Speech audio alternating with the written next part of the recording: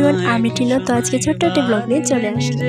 তো ঘুম থেকে উঠে আমার প্রথম কাজ যেটা থাকে সেটা হলো বিছানাগুলি গোছানো। তো আমি এক এক করে সবগুলি বিছানা গুছিয়ে নিলাম।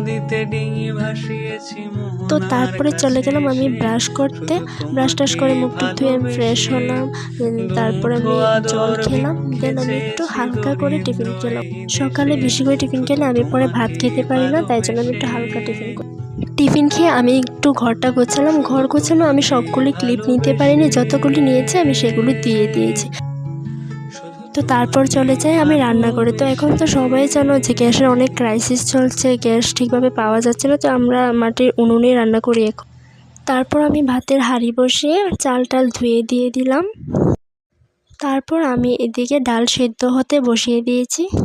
পরে আমি আমার মামার হাতে প্রসাদ খাই। মামার হাতে প্রসাদ বলতে আমরা বাঙালিরা মানি যে মামার থালা থেকে একটু যদি ভাত খাই আমরা, ওইটা নাকি অনেক ভালো। তো ওইটাকে আমরা মামার হাতে প্রসাদ বলি।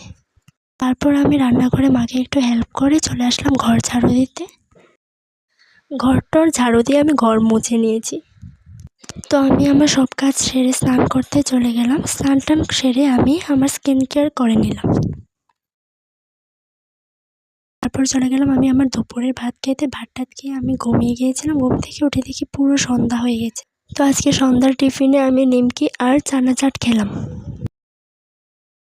তো আজকের জন্য এতটুকুই। Tata, by.